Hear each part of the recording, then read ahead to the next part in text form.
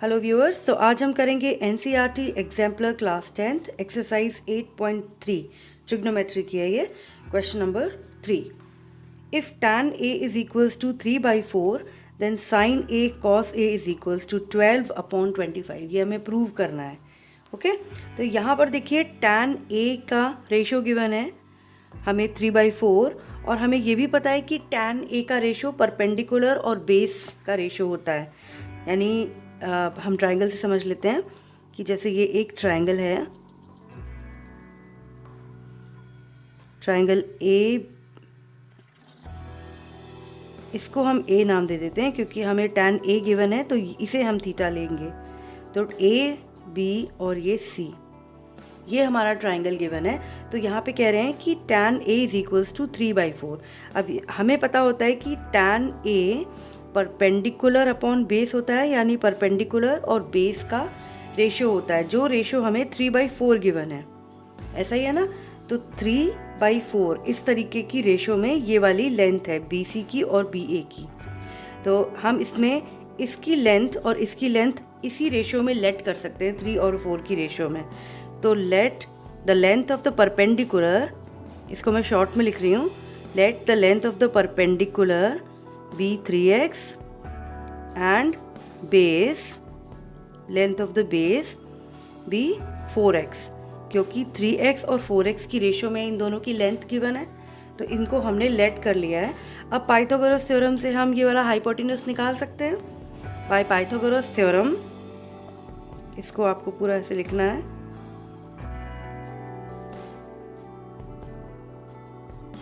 Base square perpendicular square plus base square is equals to hypotenuse का square. अब यहाँ से आप पाइथागोरस थ्योरम से हाइपोटेन्यूज निकाल लीजिए। तो ये परपेंडिकुलर हमने लेंथ लेट करी हुई है 3x, तो 3x का होल स्क्वायर प्लस बेस है हमारा 4x का whole square equals to hypotenuse square. तो हाइपोटेन्यूज स्क्वायर, इसको हम इस साइड लिख लेते हैं, तो ये हो जाएगा 9x square plus 16x square, ठीक, और इनको प्लस करके आएगा 25x स्क्वायर। तो hypotenuse equals to under root of 25x square which is 5x। ठीक है, इसकी हम सिर्फ पॉजिटिव ही वैल्यू लेंगे, नेगेटिव क्योंकि लेंथ है तो नेगेटिव कभी नहीं ले सकते। तो ये हमारी 5x हो गई, ये 3x और ये 4x। अब हमें हाइपोटेन्यूज भी मिल गई। अब ये देखिए यहाँ पर हमें प्रूव करने के लिए दिया गया है sin a cos a equals to 12/25। तो sin a और cos a दोनों हम निकाल लेते हैं, राइट साइड में भी निकाल देते हैं। वैसे आपको ऐसे नहीं करना है, नीचे प्रॉपर करना है। तो sin a किसके बराबर होता है? परपेंडिकुलर अपॉन हाइपोटेन्यूज, ठीक है ना? तो परपेंडिकुलर 3x है और हाइपोटेन्यूज 5x, तो ये आ जाएगा 3/5। और cos a हमारा बेस अपॉन हाइपोटेन्यूज होता है, तो बेस कितना है 4x और अपॉन हाइपोटेन्यूज जो हमने अभी निकाला है 5x, तो ये कितना हो जाएगा 4/5। ठीक है, sin a और cos a की वैल्यू आ गई है। अब यहाँ पर देखिए, इसको हम यहाँ पर लिखते हैं, sin a cos a, ये हमें गिवन है, ये हमने वी हैव LHS, तो sin a cos a हमें दिया हुआ है।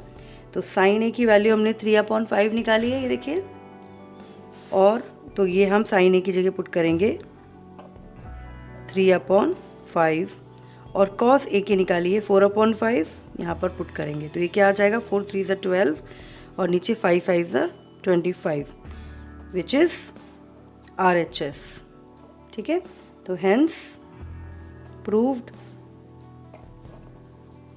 ठीक है, क्लियर है ये?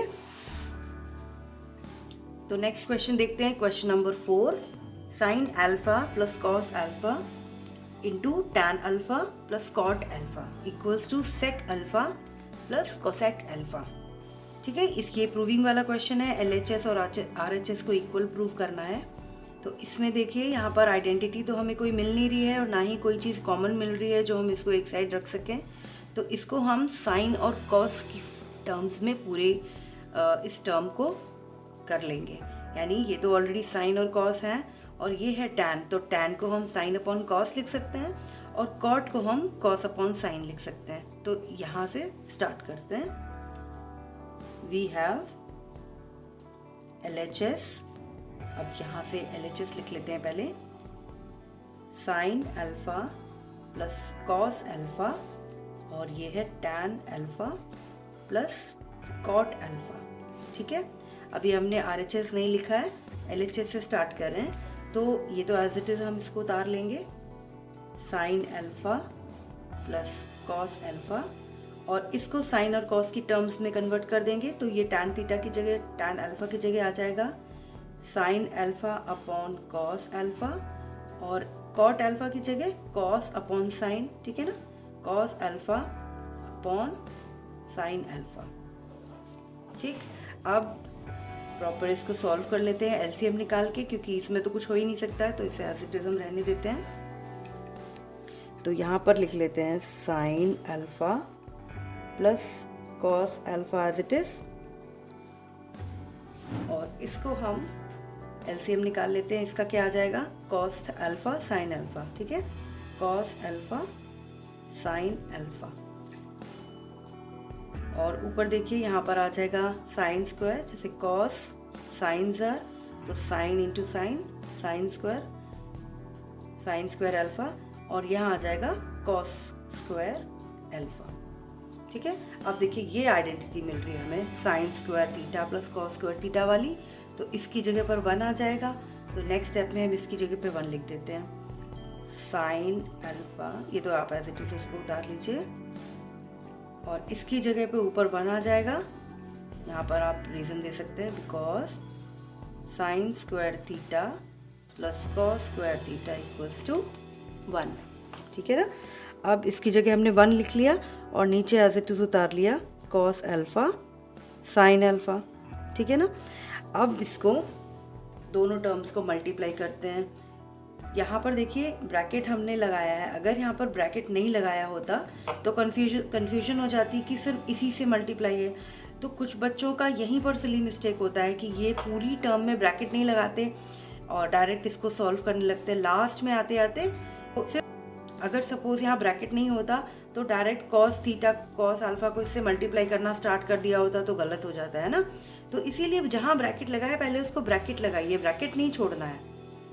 ठीक, उससे चीज़ें गलत हो सकती हैं। अब जैसे यहाँ पर साइन अल्फा को पहले इस टर्म से मल्टीप्लाई करना है, फिर कॉस अल्फा को भी इस टर्म से मल्टीप्लाई करना है, 1 बाई 1 दोनों चीज़ों को। तो देखिए क्या हो जाएगा, साइन अल्फा को अगर हम इस टर्म से मल्टीप्लाई करेंगे तो क्या होगा, देखिए यहाँ पर sine alpha into 1 upon cos alpha sine alpha.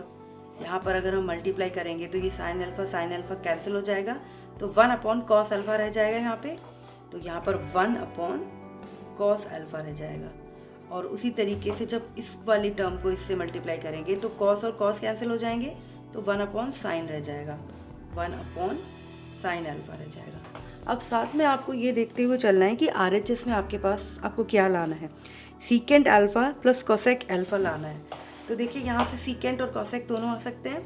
1 upon cos क्या होता है, सीकेंट होता है, तो सीकेंट अल्फा, और 1 अपॉन साइन क्या होता है, कोसेक अल्फा, उसका रेसिप्रोकल।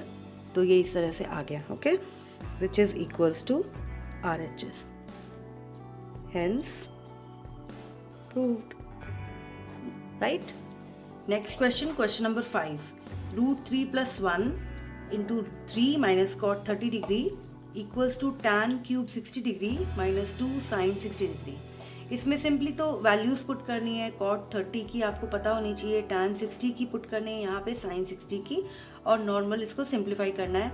LHS को अलग से सिंप्लीफाई कर लीजिए, RHS को अलग से वैल्यूज़ पुट करके, और LHS और RHS आपका इक्वल आ जाएगा। ठीक है, तो आना चाहिए, मतलब प्रूव करने को बताया गया है। तो यहाँ पर देखिए कॉट 30 की वैल्यू क्या होती है, √3, और टैन 60 की भी वैल्यू √3 होती है। तो यहाँ पे टैन क्यूब 60 डिग्री, तो जो टैन 60 डिग्री की वैल्यू होगी उसका क्यूब होगा, और यहाँ पर साइन 60 डिग्री की वैल्यू पुट करनी। तो यहाँ पर क्या हो जाएगा, √3 + 1 3 माइनस, अब यहाँ कॉट 30 डिग्री की वैल्यू पुट करेंगे, √3, ठीक।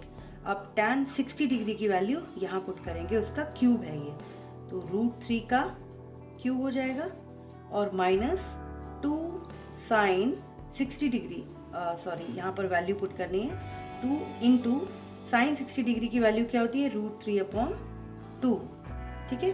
अब नेक्स्ट स्टेप में देखिए, यहाँ पर इसको मल्टीप्लाई करना है, दोनों एक्सप्रेशन, दोनों टर्म्स को, तो ये पहले √3 को इससे, फिर 1 को इससे करना होगा। तो यहाँ हम पहले √3 इंटू 3, तो 3√3 और माइनस √3 इंटू √3, ये पॉजिटिव √3, ये नेगेटिव √3, तो साइन माइनस का आएगा और मल्टीप्लाई करके क्या हो जाएगा 3। अब 1 को इससे करेंगे तो 3 इंटू 1, 3 प्लस का साइन है और प्लस और माइनस √3, 1 और √3 को मल्टीप्लाई किया तो √3, ठीक है। अब √3 का क्यूब क्या होता है, 3√3, ठीक है। कैसे यहाँ पे आया, √3 इंटू √3 इंटू √3, ठीक है। √3 इंटू √3 दैट इज 3 इंटू √3, तो ये कितना आया 3√3 और माइनस ये 2 से 2 कैंसिल हो जाएगा, तो क्या बचा √3, ठीक है। अब इस वाले में देखिए -3 और +3 ये कैंसिल, 3√3 माइनस √3, तो कितने बचे 2√3 बचे, ठीक है ना, 2√3। और यहाँ देखिए 3√3 माइनस √3, तो यहाँ भी बचा 2√3। क्या आ गया, LHS equals to RHS, hence proved. Okay, clear है। सो थैंक्स फॉर लर्निंग मेरे साथ मैथ्स।